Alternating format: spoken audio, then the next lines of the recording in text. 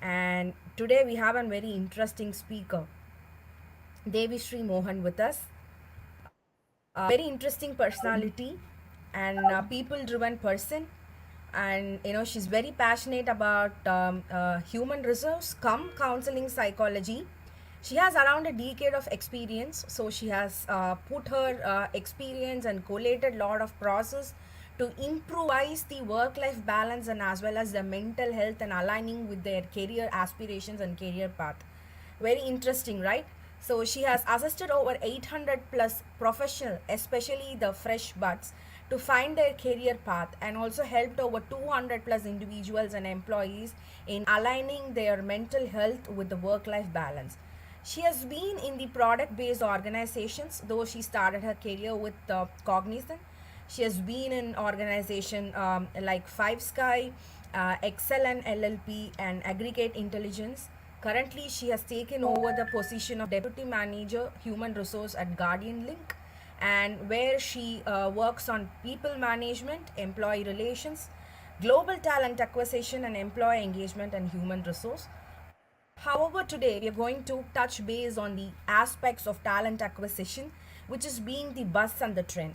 So, I being a HR professional, I know the pain of hiring the right talent as well. It's like we have a lot of resources in the Naukri or in a job search portals, and we keep receiving a lot of profiles, but aligning them to the technology, the candidates aligning themselves to the current skill set, because we've been getting technological updates like every year, and bi-yearly. So how would the candidates are aligning us, and how would they choose our culture? So this is becoming a very a big challenge for HR fraternity, especially talent acquisition.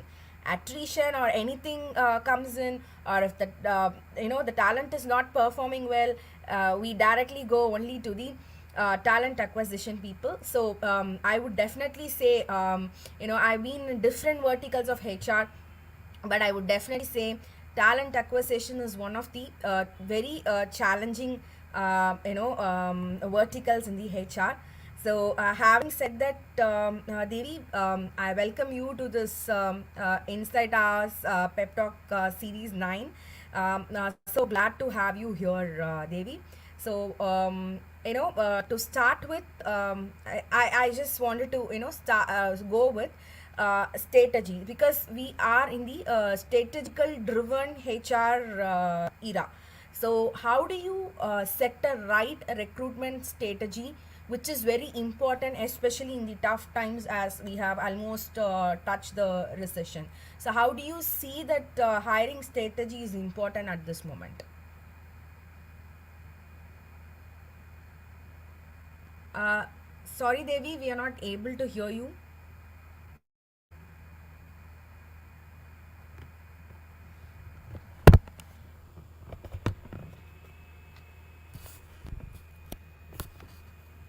No, Devi, not audible.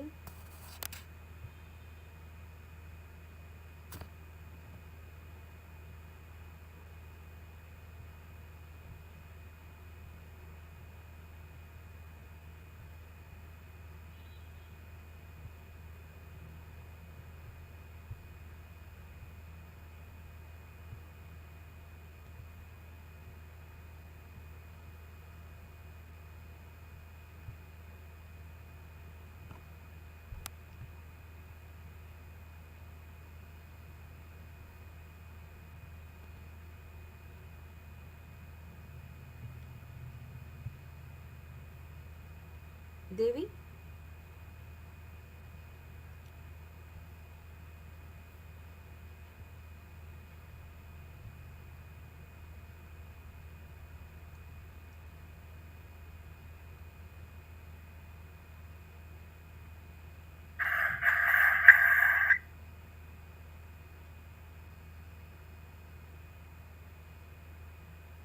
Devi, can you try speaking now?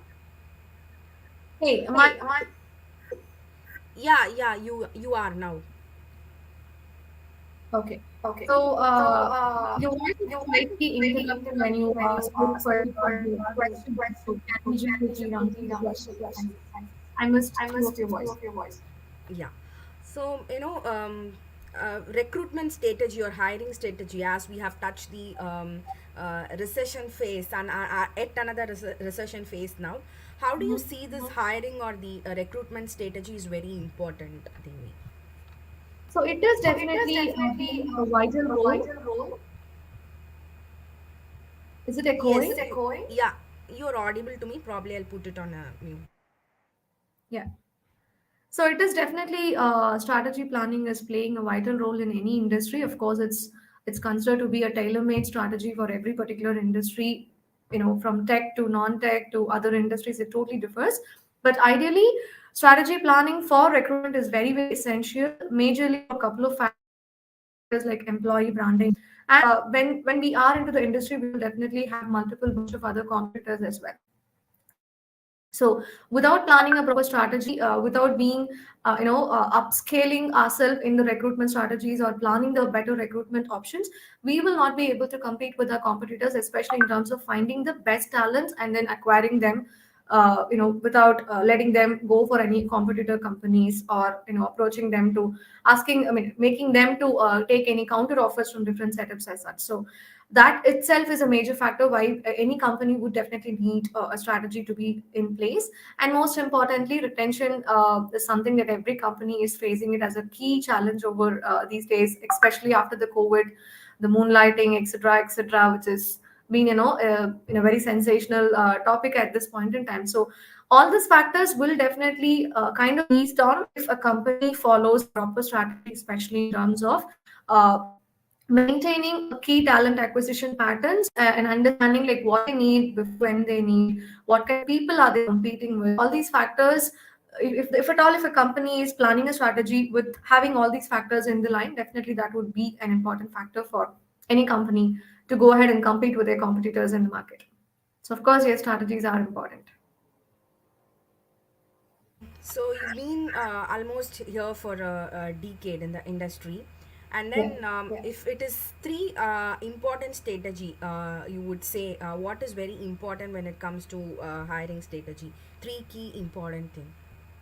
Employer branding, culture of a company, and most importantly, a company's social presence in every space. Like social recognition is very very much expected in today's trend. So these days when you see candidates, they don't just have this pulse of I just need a job. They are not in that kind of a state these days. They are like, I want something where others know. So if you take examples, like if they have a nice offer from a startup, also from a bigger brand, even though the startup is ready to offer them a very good package, they still want to go for the branded company because they can have a profile, more profile weightage to them, and then they'll be able to uh, gladly tell people around them like they're working for Google, or they're working for Facebook or Amazon. Rather, it is taking an effort, and I mean a special effort by any recruiter or talent acquisition specialist to go ahead and educate any aspiring candidates to find the difference between like why they have to choose an opportunity with a startup, rather getting into an branded firm, being a 10 plus 1 employee. Rather, they have to choose something exciting coming up from a startup environment, wherein they will be able to given, I mean, they'll be given a great opportunity to explore and try a lot of multitasking responsibilities specific to their key roles. So these kind of differentiation these days, any recruiter is in a situation to emphasize in every single call pitch, so that candidates don't just get attracted to the branding. Irrespective of the whatever benefits that we provide, irrespective of whatever way we try to pitch, end of the day, there are people who are talking, who are preferring an opportunity which has a brand in it. So if you say tomorrow, if I have a good trending company which is just upcoming in the industry, giving you an offer for like let's say 30 lakhs, and Google is offering you still 25 lakhs, people will definitely go for Google, because so they are okay to compensate on their own compensation. Rather, they're preferring to choose a company which has more brand. So obviously employer branding is an important key strategy that any company who is inclined to expand their hiring plans in the coming months must definitely follow. And on top of all those things, an applicant tracking system, proper alignment of the database, experience, giving happy experience for interviewing candidates, especially these days. We always I mean, everybody says talks a lot about employee experience, right? But then I would, in my view, I would say like planning a good candidate experience and interview experience plays a key role in planning, good strategy for any company to play a great role in the industry.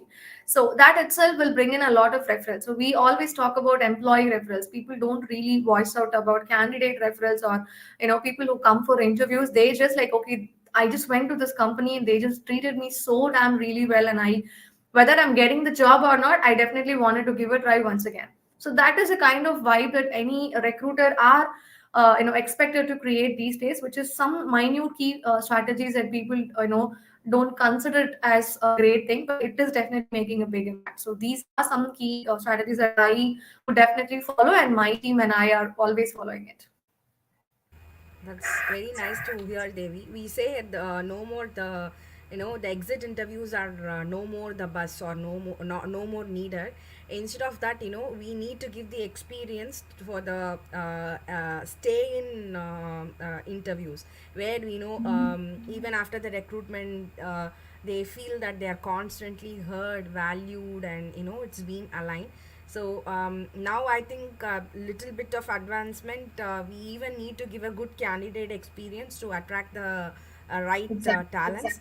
And one more challenge is we should also ensure that has been there in the work environment once they join, so that they exactly get what they thought about the organization, and why they choose this organization among the others. So I know the challenge lies in every part of the HR vertical, though they would easily say HR is all about hiring, HR is all about managing people, but managing people is the Takes a most lot. toughest job, and it takes a lot of your energy and thought process, and you need a lot of innovation skills. Definitely not an easy one. Very So important. You're right. yes, yes, very good to hear that. So, having said that, we were speaking about recruitment strategy, and as a recruiter, how do you think we can improve the performance in hiring as an individual recruiter? Okay, so first and most important thing is like mostly in the line of recruitment, it is all, I mean, I'm getting the next. Yes, yes, yes. Yeah. So these days, it is always considered as like only when a recruiter is completing or successfully getting a bunch of closures, it is considered as a success.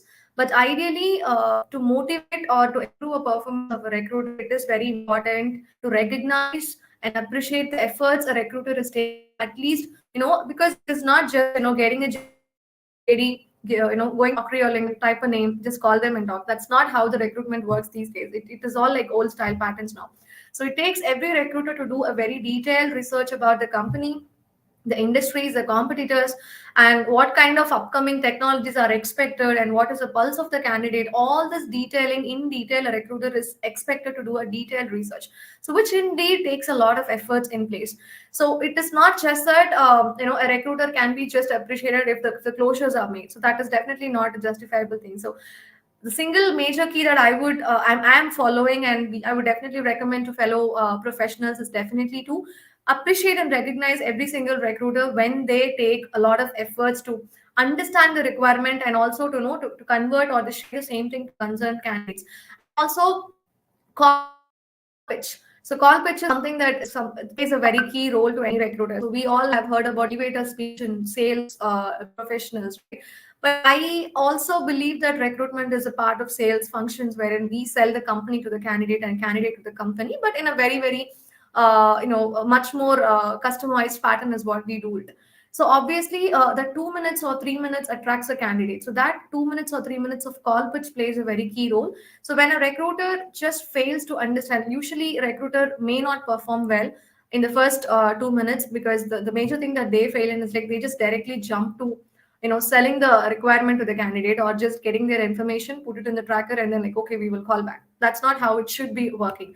So the success pattern that we have been facing and my team have been facing, and I've been practicing it throughout my career, was like, before even you start selling about a role to a candidate, try to understand what exactly the candidate is expecting. not in terms of compensation or benefits. What is a candidate's career scope? What is their plans? What is the person's responsibilities, expectations in terms of responsibilities? What is the person's career aspirations? Once we get a clear picture about all these things from a candidate's perspective, when a recruiter calls, it definitely gives a great impact to a candidate. I mean, being a psychologist as well, I would definitely tell this is a success factor for us as well. So from a candidate perspective, it feels so good, and we stand as a, as a recruiter, we definitely create a different space in the candidates mindsets, that okay, this recruiter is not just talking about the company to me, this person is concerned about my interests, which plays a key role in a candidate's perspective. And then they start voicing out, they start opening up about their expectations, their key responsibilities, their highlights, etc., etc., which itself is creating a clear path for us to build a happy rapport with the candidate. So irrespective whether the candidate is matching the requirement or not, we are getting a strong pipeline in place.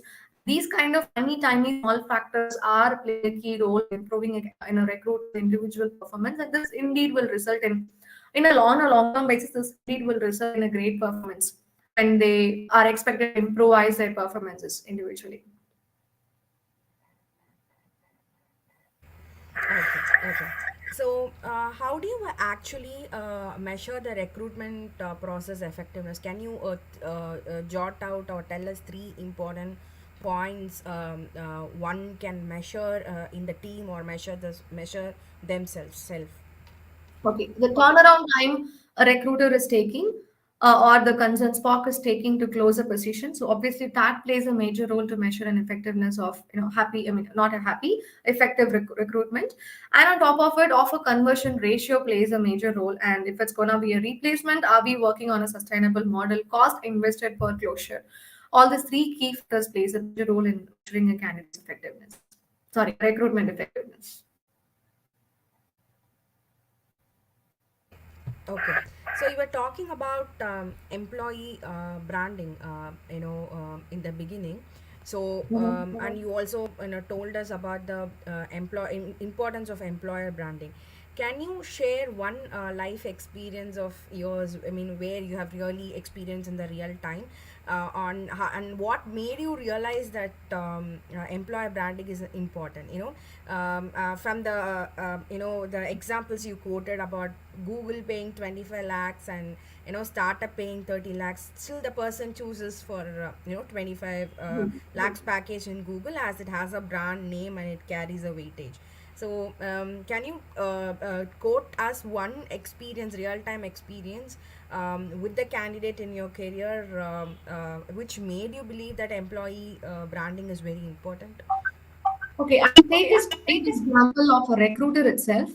Let's not even go to any other professional, like a tech, developer or a different profession. Like, let's just go with recruiter itself. So, recently we were, in the recent times we were hiring a lot of recruiters, especially from a product company, and we wanted to, bring in people who are especially expertised in doing talent acquisition for upcoming product companies.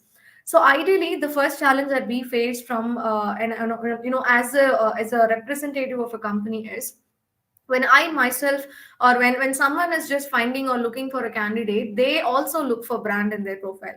So if a resource is from Google, if a resource is from PayPal, if a resource is from Amazon, it is in the mindset of the evaluator or someone who's sourcing the profile that this profile should be good. Rather, they just keep the similar profile. Let's say like the resources having 4 years of experience, 2 years in Amazon and 2 years in PayPal. Same resources having 8 years of experience straight in a good startup, whereas this person would have been the key resource who had developed the company from employee number 5 to employee number 500. Still, the recruiter or the concerned person goes and find out the Google, Amazon, PayPal profile as more attractive compared to this. So it is actually slowly changing, and I'm glad about it. But then, yeah, the bitter part of this is like the truth is, especially in terms of tech hirings, people are definitely going ahead for people profiles which has more branding. So more than employer branding, it is kind of these days it's kind of slowly converted as like personal branding as well. So you can see in many people's LinkedIn handles, like under their name they would mention like ex Amazonian, ex PayPal. So that is why that is something that they are making it as more of a pride factor, rather in the industry. Not a single candidate, not a single be it a recruiter as well. I mean, these days it's improving, of course, I would like to highlight that, are not mentioning a note that I was playing a key role from developing my company from employee number 5 to 500. So I've successfully hired 500 employees in my company. People don't highlight it, rather they'll just like go for like how we have this IIM and then the B schools and then the next level category. Same way they have this companies also in place. So on that perspective, we are definitely finding a bigger challenge in terms of employer branding. Secondly, from candidates perspective, when I myself as a candidate, I mean, I have a different view totally, but then in general, majority of the crowd, when they receive calls from a brand, Amazon, same way when they receive a call from a good consultancy, or just forget about consultancy, a simple service sector, or an entry level or a startup product company, though they have some amazing product coming up, though they have great potentials to become a top hit, like we had Byju's as a startup in a couple of decades back. Same way Zen was one such. But now, though it's a startup, just because it has its brand, people are considering those opportunities. So definitely, employer branding plays a key role on both the ends. Very nice and very interesting. So yes, it's very important, and with that, we have a lot of entrepreneurs budding inside the industry for LinkedIn branding, Instagram branding based on the business followers. So it is also opening a new avenue for aspiring entrepreneurs to be where even Exactly. uh, Also, I think it's high time to normalize people highlighting. I mean, not just greatly highlighting or glorifying these brands in their profiles. If that is kind of reduced, then obviously many startups will definitely have a lot of room for other candidates and recruiters to have more visibility in the industry. That should be normalized. True. Of course, a different perception of yours, which should be definitely heard, so that we don't overbust and all of them get an equal opportunity as well. So, moving on to the next question, Devi. So, recruitment campaign. So, do's and don'ts, or how can we prepare up when we are doing an recruitment campaign? Okay, so usually when we talk about recruitment campaigns, it's majorly walk-in drives and the campus interviews that we do. So walk-in drives these days are becoming a huge headache for recruiters, because when we target 500, we sometimes only get 200. When we target 200, we get 500, and we just run out of on spot. We will find it very hard to manage the crowd. We have a shortage of resources, facilities, and all those etc. Variable factors are lies in. So and also from candidates perspective, I mean, as a recruiter and the candidate, a recruiter candidates relationship, we find it very hard. There are a lot of practical scenarios that we have faced. I mean, we do a lot of walk-in drives at Guardian. We really do it a lot. So we hire a lot of interns and freshers as such. So whenever we do that, candidates, sometimes I mean, we have been experiencing this from candidates as well. They've been telling us like they have had this in a different company when they gave an interview, and that is why they are not okay. They just gave interview, all those things. Reason would be like, is that they'll say like, no, I went to the interview at 9 a.m. and then they only left me at 7 p.m. in the night. We were so hungry, we were like all drained out, and they wouldn't even know for what exact role they're being interviewed for sometimes. So these are some major drawbacks of planning a proper recruitment campaign like that. And it is expected, it's a responsibility of the recruiter and the support functions in the human resource sector to ensure that any candidate who is coming in is given a detailed job description about what their role is going to be. And mostly the job descriptions these days just have what the company needs. Ideally, I would recommend every company, also we are practicing it as well, should have a job description with a keynote at what kind of impact that the person's role is going to make to the business or to the department they're going to work under. So if I am hired as a recruiter, I'll just know that what kind of positions I'm supposed to close and which department I will be in, what kind of process that I should follow. This is all the JD will have. but I'll definitely not know what impact that I'm going to make to the business, what way I'll be a value add on to the company on an exact pattern. Unless I voice out or unless I question, I may not get to know. So these important key factors, if a candidate is getting to know through the job description itself, it is definitely gonna be a great motivation for them. Okay, I'm gonna make such a difference to the company. Fine, okay, they're valuing me and they're trusting my potentials, and I should definitely give it a try. This is the approach a candidate may definitely take, rather than they'll just give a control F. They'll know, okay, if they know CSS HTML, they'll just do a control F in the JD. They'll see if that keyword is not there, then they'll not even go to that interview or they'll not even reply to that email. That's how it should be. So most importantly, JD should be more short and crisp. But also, it talks about what the candidate needs from that company, be it responsibilities or facilities, culture, practices, benefits. Those kind of basic informations or the highlights should be mentioned in the JD. That definitely helps. And on top of thing, the time constraints is something that most companies are facing these days when it comes to walk-in drive. So to normalize that, people should welcome a lot of virtual walk-in drives rather than planning for a direct face-to-face meetings and such. And a lot of hackathons can be considered. A lot of online sessions, a lot of a simple evaluation process just verbally can be considered. So that conversions will be much effective. When you target 500, at least you will get 400 in place rather than getting 200 or less than 50% in place. And it is definitely indirectly impacting on the employer branding as well. People get a vibe that, okay, this company is valuing my time, this company is valuing my efforts, and I am getting a proper feedback. I am only being called for an interview, not just an information. So walk-in drives are usually considered as just an information, right? Okay, this is happening in the company. Please come and join if you're interested. That shouldn't be the case. When that online evaluation or hackathon kind of process happens, when the candidate goes through one round of evaluation, be it a fresher or an experienced person, they'll gain more confidence. So when they get an email confirmation like congratulations, you have been qualified in the online evaluation, they get a happy vibe. Okay, I'm deserving this interview. So I'm not gonna be considered as like a randomer, or my time is not gonna be wasted. These factors will definitely play a very key role in a candidate's perspective.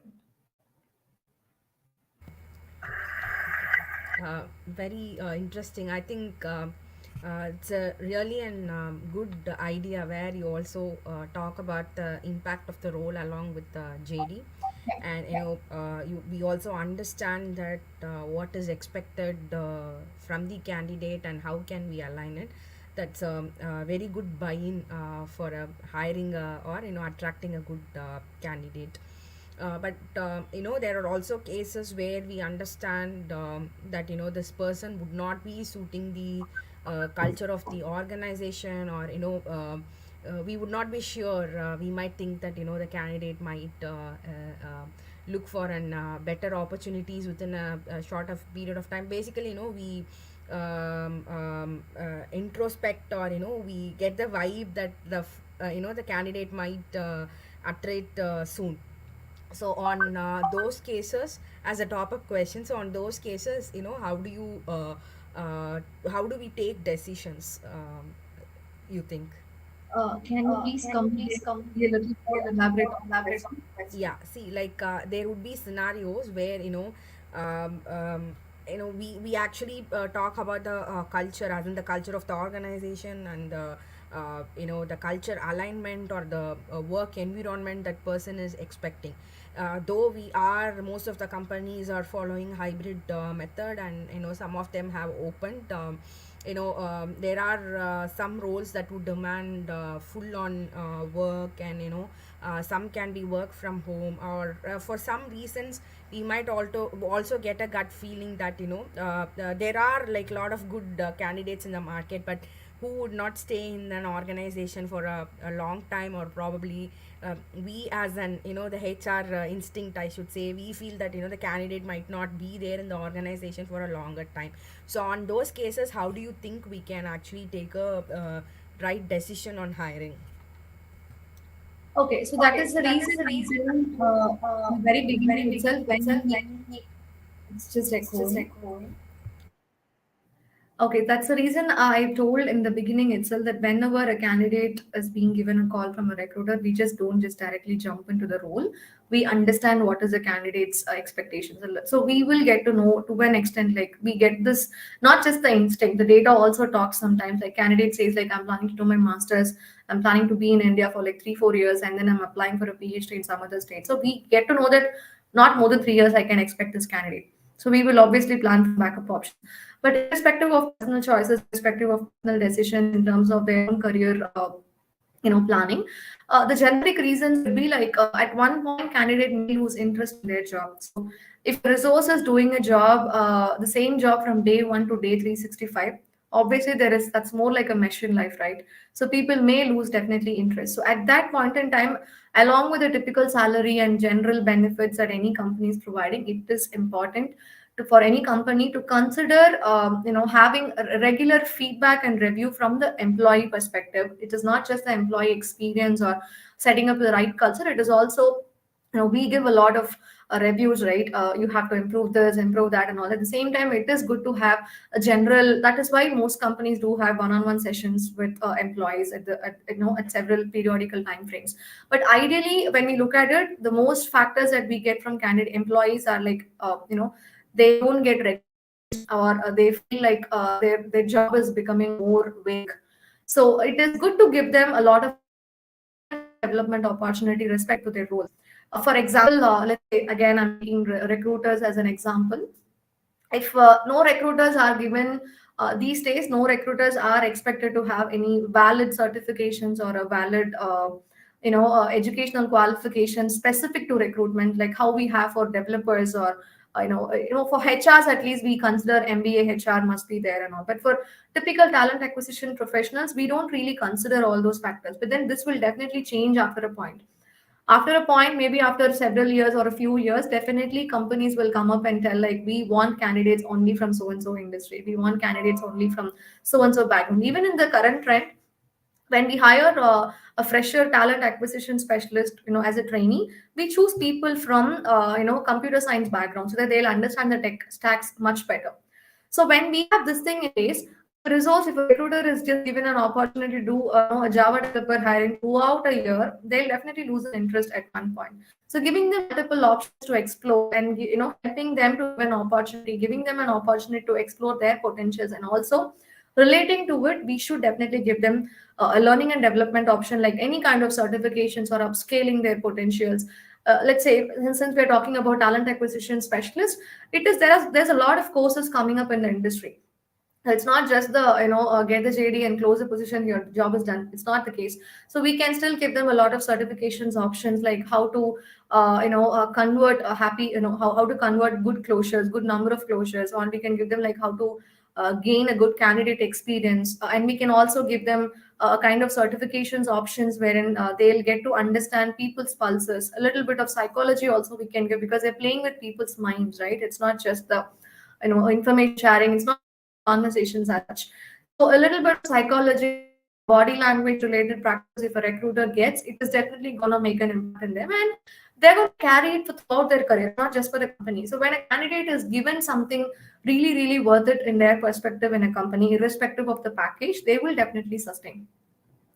And like, irrespective of whatever we do, if a resource is expected to go for XYZ reasons, obviously we will do a lot of backup planning, plan B, plan C, plan D. It goes to plan Z also, if the requirement is going to be very critical. And yeah, of course, retention policies, we have a lot of other variable factors, which is into core HR part. That was a detailed explanation. So on the last part of the previous discussion, we were also mentioning about walk-ins, and the walk-ins, instead of face to face, we can have it in a virtual mode. But then I also hear from my fellow recruiters, in my organization, and a couple of my friends from HR fraternity, that the proxy is becoming a big challenge. And we are not we are finding cases where the candidate seems to be different in the call, and when they come in, they're it's not seen as they have evaluated in the interview. So I'm sure like you would also be facing such scenarios. So how do you think we can overcome or handle it? So, this is something, it is not just specific to virtual drives, this is also there in walk-ins as well. So, when you especially work on, freshers hiring, 10 bunch of candidates will come in and everyone will have similar resume except the name and phone number. Everything will be literally the ditto data will be there. So, when we look at the resume and when we call people for interview, they behave totally different, whatever is there in the resume. So, that is still there, even in walking. So, we cannot really avoid it 100%, but probably something that is actually progressing, especially after this COVID situations and other things. But there are a lot of platforms and applications which is already available in the industry to control proxies and a lot of free options, trial versions and all is available. And we can do something in a way like where we do a lot of typical, rather than giving them a typical questionnaires, let it be more specific to the roles and responsibility. And let's say when you're opening an online assessment to, let's say, 1,000 people, and you have a proper system that it will filter the only people who have scored more than 10 out of 15, for example. So you will have again one list of only 10 bunch of sorry around 70% of the crowd will be clearing the first round of evaluation. So we can do an emailer to the candidates. We can ask them to fill a particular form with a lot of details and specific about what is written in the evaluation. Again, it's gonna be a systematic form. We don't have to customize it from candidate to candidate. So that kind of options can be explored. And again, it's going to be trial and error from company to company. As you know, industries wise, every single progress, every single strategy, every single technology, techniques, practices, and implementations are totally tailor made. So we can't really predict which will work, which will not work in general. But there are general terminologies like a typical online evaluation or a typical hackathon is definitely, at least it is giving an 80% success ratio in the current trend. Yeah. So, challenges in recruitment before COVID era and after COVID era. So, how do you see and what are the challenges you were facing before and majorly facing now? We all know the first keyword would be like moonlighting. So that exists every day. So every 10 candidates, at least three of them are into this activity. And other companies are encouraging it also, but these days, especially in the last 1.5, 2 months, it is kind of coming down and people are taking this into serious consideration. It's a good thing. But end of the day, moonlighting is something that stands as a key challenge, which is before COVID and after COVID. And people who are seeking for a remote opportunity has been increased drastically. You know, uh, right? Places like the metropolitan cities like Chennai, Bangalore, Pune, Mumbai had a lot of crowd from different cities, different villages, and there's a bunch of people, a huge bunch of people been residing in these kind of top cities, especially for their opportunities. This 2.5 years of COVID has given them so much of comfort doing a proper remote job, being with their family. I mean, I'm not blaming it, but then at the point, we should come back to the routine, right? But that is not happening. People are finding it more convenient and are getting opportunities as well accordingly. Especially in the last 1.5 years, there are a lot of startups that has come up, and to reduce costs in terms of infrastructure, etc., rentals and all, they also give them a lot of complete remote opportunities, and people are finding roles like that. So to an extent, it may help, but then when certain companies are coming back to a routine post COVID era, it is very hard for people to. Whenever we give call, these days, if you just open Naukri, we if you just put this work from home as a keyword, you get enormous bunch of profiles in the results, search results.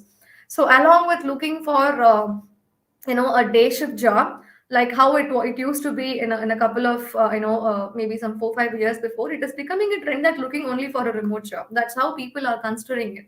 So it is that evident that people are considering that to be a major necessity as a part of their job requirement. So even when we say we give you hybrid, or whenever you have a requirement, you can go back to your city, you can take a remote for about 3 days, 1 week. They're ready for it. They'll tell like, no, no, no, I'm getting same packages in my city itself. I'm not ready to come. So that's one major key challenge that we're facing post COVID. But yes, every company is finding varied options. They're doing a lot of trial and errors to get out of this particular challenge, giving them such sort of benefits. People give them joining bonus, people give them retention bonus, people give them, mid bonus and all. So we are taking a lot of efforts, in fact, to bring them back to the normalized pattern. So that is major key challenges: moonlighting and freelancers, like people who are coming to office after this COVID era. It is very hard to make them work for 8 hours. That is becoming a key challenge as well. Though a set of people always complain that work from office is much better. They, companies give us more workloads when we do work from home. The percentage is still considered to be like 20% roughly. The remaining 80% of the crowd is like so damn comfortable, chilling, relaxing in their, couch, and then, working on their laptops, calling candidates. Even if it's a developers and all, they go to staycations. So in the last 1.5 years, staycations is something which is a new business altogether, and people are like kind of getting attracted to it so badly. So all these other business patterns coming up, candidates are still attracting on both the ends, and we have to do a lot of innovative practices. We have to do a lot of trial and errors to ensure that we always attract candidates, and we just beat them on trend. We are no less than creative writers, to bring out innovative things always. So having said that, even I work on the employee engagement part, very challenging. So wellness being the buzz this year, we've been planning for some wellness sessions. So it all started well. So we planned yoga and Zumba and everything. So for the first time when I sent out the note, and there were a lot of people who came in, and then there were like 100 registration, and 70 people had accepted the calendar invites, and on the day I had only like 15 people in the floor to conduct the Zumba session on that day. So because since it is also in a hybrid environment, we look at the climate, and we say like it looks like drizzling today at Chennai, and I think it's a little bit cloudy, so let me stay home. So the hybrid work environment has though given that flexibility. Still I and my team is trying to figure out what we can do for the turnout. So even if we do some fun session, this is the story. Even if we do some strategical discussions session, this is how it is.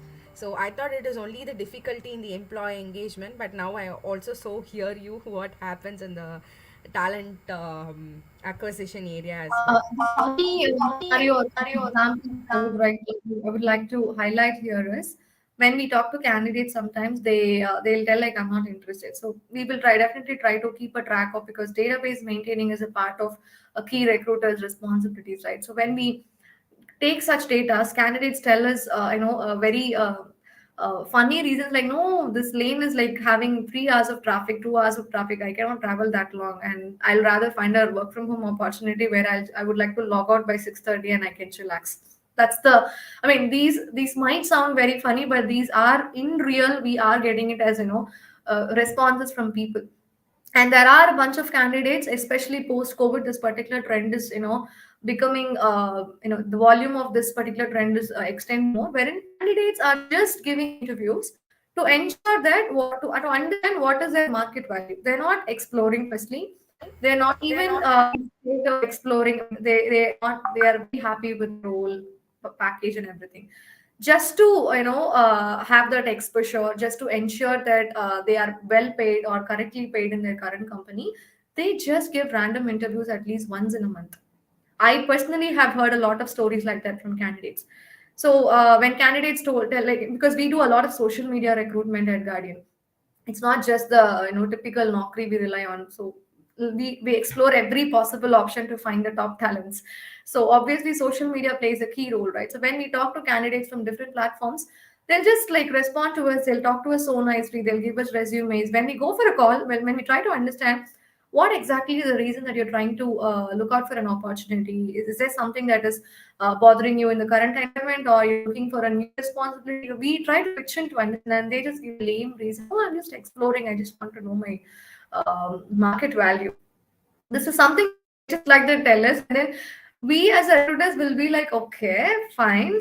So this is something that we are not able to address, though the ratio is little less comparatively. But then, yeah, especially post COVID, this is something which is because they're working from remote, right? There is no tracking mechanism. What kind of calls they're taking? Not much though. Though they have like screen sharing, I mean screenshots options, different tools are being implemented in their respective systems. But then, people are getting a lot of personal space as well, and they just like that can make out a lot of calls like this, and then it is definitely impacting recruiters and the hiring patterns as well. True. So even if we install an application, they say that it is an Okay. privacy issue, and then power cut and privacy issue. So I don't want to work in an organization where the organization doesn't trust me. So I put the paper. So if we take a data, 3 to 6 months attrition is more than that of 2 years. At least acceptable that they explode for 2 years and they want a change. But the three Mhm. to 6 months, the kind of the reasons they give when we take up the exit process or exit interview is like, oh, can we even give these kind of reasons? This is what I exactly felt. Especially, in the time when we were transitioning into coming to office, I think it is getting back normal phase. So when we invited people, you know, we were like flooding with notifications, exit notifications, and there were feedback like these as well, like privacy intrusion, and they don't like to be monitored, no This is micromanagement. not just limited to the current employees as such, it is also with the talent acquisition. When we call candidates for interviews, once everything is finalized, I mean, experienced candidates I'm talking about, they'll agree for everything, they'll agree for every single updates we give them. It'll purely be on a mutual note. And when we expect them for an interview, like an hour before when we do a follow up, what we get as an update is like, no, I would like to do only the final round as a face-to-face discussion if that is kept as mandatory. So until then, they would definitely wanted to have it as only as a virtual session, so that they say that no, only if I crack until final interview, I'm ready to come and give an interview. So I don't want to waste my time, is what they say sometimes. So True that. it's also there with outsiders as well. True, so true. In fact, even this COVID has completely changed everything. That particular break, because my friend was getting married, and she wanted to shift to Chennai, and she was looking out for a home, and almost all the houses in the prime locations were empty. And as soon as they opened the school, right, last year, and then as soon as the government gave in the notifications that they are going to open the school, the rent prices hiked up. It was as low as it could be, and rent prices hiked up, and it got full in within 3 or 4 days, everything booked.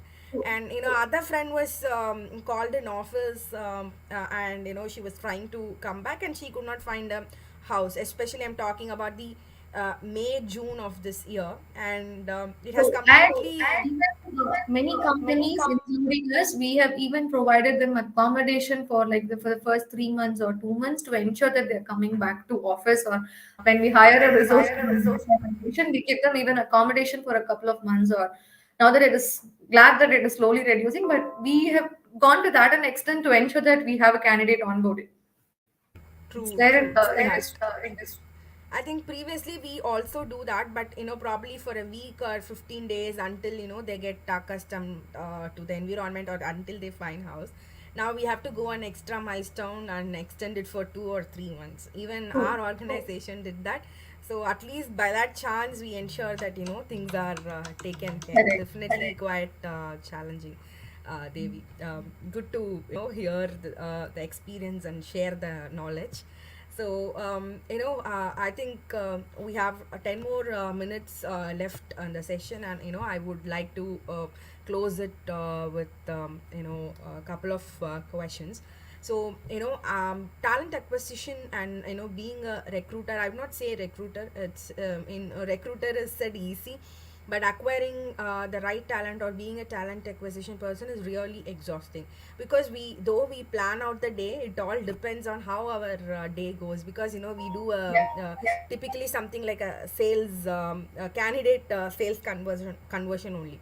So it's very difficult to keep the team motivated, and I'm also sure that you manage I know a small team in Guardian Link. So how do you actually motivate your team members? So what would be your piece of words for motivation?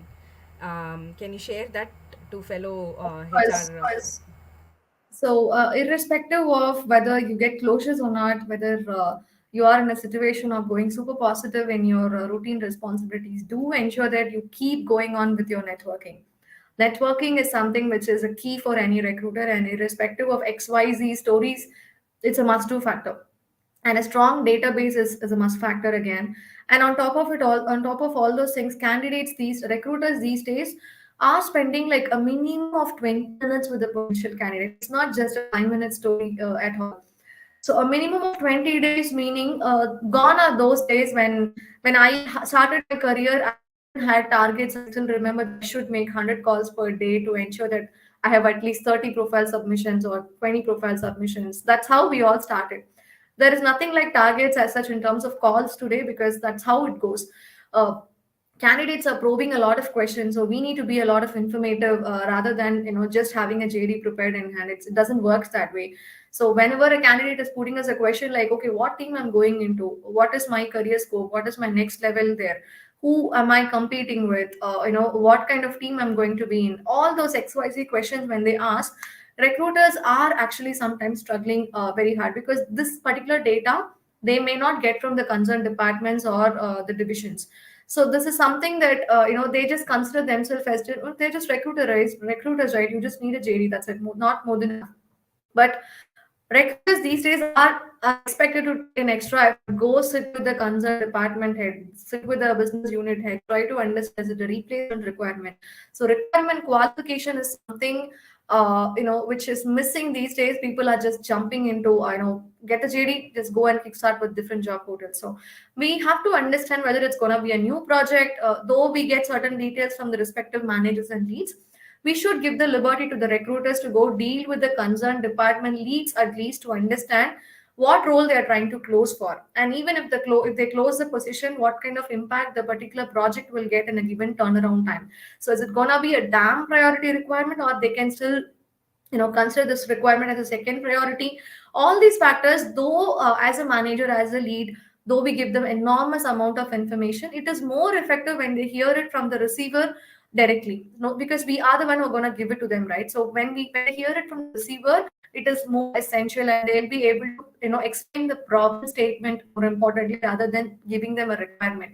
So understanding the problem statement is a key role that recruiters must be playing to be motivated, or because let's say months down the line, when they have to go talk to their respective leads, or when they even try out for opportunities outside, these days it is just counted as how many roles you have closed in a month, what kind of positions you have closed, what is the max budgets you have closed. That's how people ask, but it will definitely change if my understanding is right, to a state that okay, what kind of problem statements you have sorted in the particular projects that you have handled. This will come to a phase where technical talent acquisition specialists will also have to answer such questions in the interviews eventually.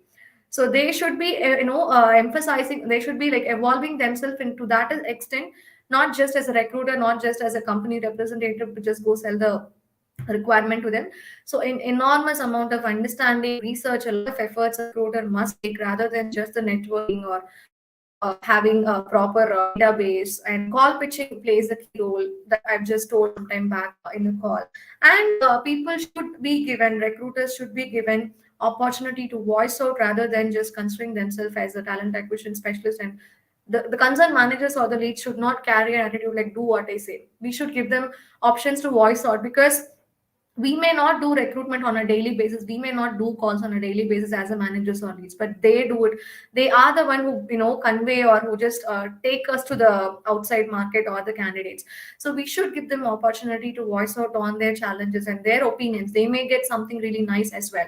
So when such kind of things happen, people will be like, they'll feel more responsible than just a vibe that they're just doing their job for what they're getting paid for. it'll become a responsibility for them. Rather, okay, this problem is something that I'm responsible to solve. If I'm not solving this, this is going to be a revenue loss for the company.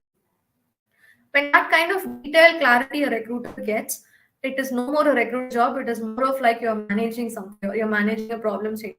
Every individual will not just become an employee or a team player.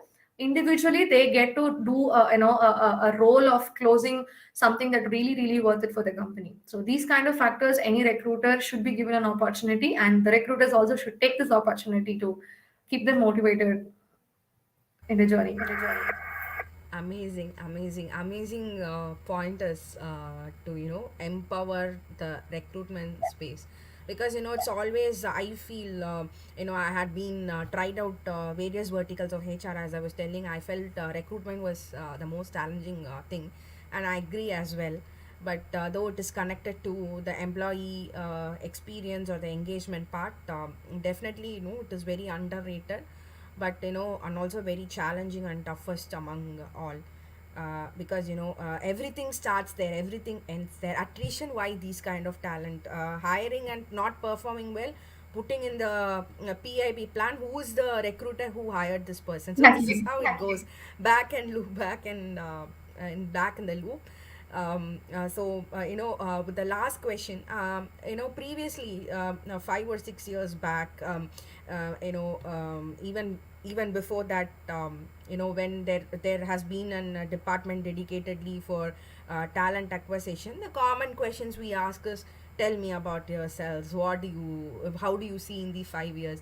Nobody knows. It might be suited for the previous years, but now none of us know what will happen in the next Next year. 6 months or 1 year. So the question has completely become irrelevant. Okay, True, so true. even I don't know. If you asked me before 5 years, I don't know. I was trying to figure out what I want. I never imagine, I would be landing up in the space and sitting and talking in front of Devi or Pandi would call me to host this or moderate this program. So we never know that.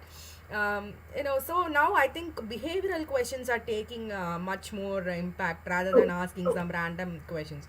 So the three behavioral questions, irrespective of whatever the kind of the hiring we do, especially for the freshest to mid level, maybe yes, it would change depending upon the organization culture or requirement. But the three behavioral questions that we should definitely ask in the interview to the candidate, that will help us to get the better perspective about the candidate. So if that's the case, which the three things that you would Okay. recommend or say? So I'm not sure if this can come under a behavioral question sets, but then this is something definitely making a difference in our hiring patterns. Especially for me personally, I've been using it since a couple of years. So when we interview a candidate, we always ask them about what is their profile expertise, etc., and all. But we should definitely go ahead, and there are recruiters who even ask, "Why did you choose this?" But we may not question them like what is the, I mean, people even go ahead and ask like what kind of research you have done about us. If at all, if we go a little more detailed to understand what is the reason behind their, I mean, exploring opportunity is different, and they may be giving other opportunities interviews as well. So we have to understand like what are the other interviews they are giving, and I will definitely ask those questions to my candidates, and they'll definitely open up as well. Like I've been given an interview with Amazon, PayPal, etc., they'll tell. So in spite of that, I'll definitely have another question. So in spite of giving an interview with a couple of more other companies, which is already a brand, why are you here? So, what motivates you to come give us an interview? There are a lot of interesting answers that I've been getting. They say, like, no, the space is very interesting, something which is very trending in the industry. I don't want to, get into an old technology. I wanted something very, really exciting, and your company does it. So, those kind of answers, when we get on, okay, candidate has done a lot of research about giving an interview itself in the company. So, which itself will help me with a strong instinct that, okay, in case if everything goes good, this guy will definitely have 70% of chance to join us if we treat them in a proper note in all aspects of expectations set and done. And second most important factors is like we also ask about their personal related questions a little bit. We just touch it like what is their I mean, we do it. We ask them like, what is their family? Where are they situated? In general, people do ask like, okay, I'm married, I have so and so, and I'm just like so and so to my parents, etc., etc. They'll tell. But then in detail, we will go ahead and ask like, what is your partner's career? What are they doing? What is their aspiration? All these factors, something that we'll at least touch in the final level of HR discussion to understand. Okay, if they say that their partner is planning to pursue their masters, or they wanted to get into media, in case if they're hiring in a city like Coimbatore or Trichy, we will get know that okay, this person will definitely gonna quit the job and go at least in 1 year's time if the respective partners is finding something to their key specializations in Chennai or Bangalore. So these kind of question and answers will definitely help us in evaluating whether this guy will be, we can rely on this resource or not. And on top of it, this is also helping us on other end. When we ask such kind of questions, we candidates from the candidate's perspective, they feel more valued that okay, this company is not just giving me the information or asking me the questions like give me pay slips, give me this, give me that. They're also concerned about my stay. Even we ask them like, okay, you're staying in OMR, how difficult it is for you to travel 30 kilometers a day. Why don't you shift? So what is the challenge for you to shift over here? And they'll be telling like my wife is working there, my husband is working there, he's a doctor, he's a teacher, we are there, and also we'll get to know okay, this resource, in spite of knowing the fact that they are a little far away for the family reasons they're committing. So there are certain candidates, we get an instinct that okay, this person is very committed resource. So a lot of variable factors to it. It's kind of a lengthy scenario as such, and I would like to end it in a short note. Amazing, Devi. Thanks. Thank you so much. So I'm done with all the questions that I planned for the evening. Okay. So if anybody have any queries, you can put it out in the comment box. We'll take a couple of questions before we call it end.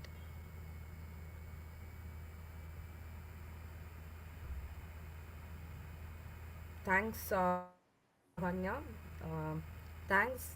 Thanks for spending in your time as well on a weekend evening to be part of the session.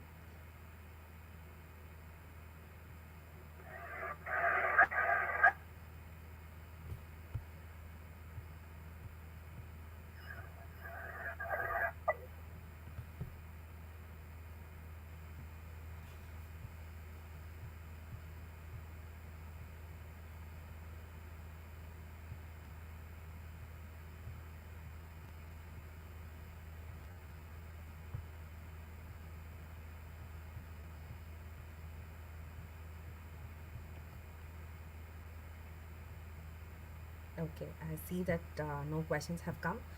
So, thank you so much, Devi, for joining the session. In fact, we started out with a bigger bang after 2 months of break. Very detailed explanation. Personally, it was very helpful for me. Like I could connect out so well because being not there in the talent acquisition for a while, and I could also learn and share knowledge on the current trends, and could so align with my current job role as well. And it was very detailed explanation, and very practical, and what we could actually follow in the current scenario. Thank you so much for sharing your Yeah. insights very patiently, and very detailedly in very short time. Thank you so much, Devi. Thanks And again. thank you once again, S-Race, for giving me this opportunity. So S-Race is an HR outsourcing organization, which serves startups, corporates, and SMEs, and they also offer HR certification program. And please do check out their website www.srace.in, and their social media presence in LinkedIn, Facebook, and Instagram as well. Will tune into this Insight Hours Pep Talk series 10 next month with another amazing topic, and with another amazing speaker as well. Thank you everyone for your time. Thank you once again. Signing off here, Shiva Kripa. Thanks Thanks everyone. everyone. Thank you.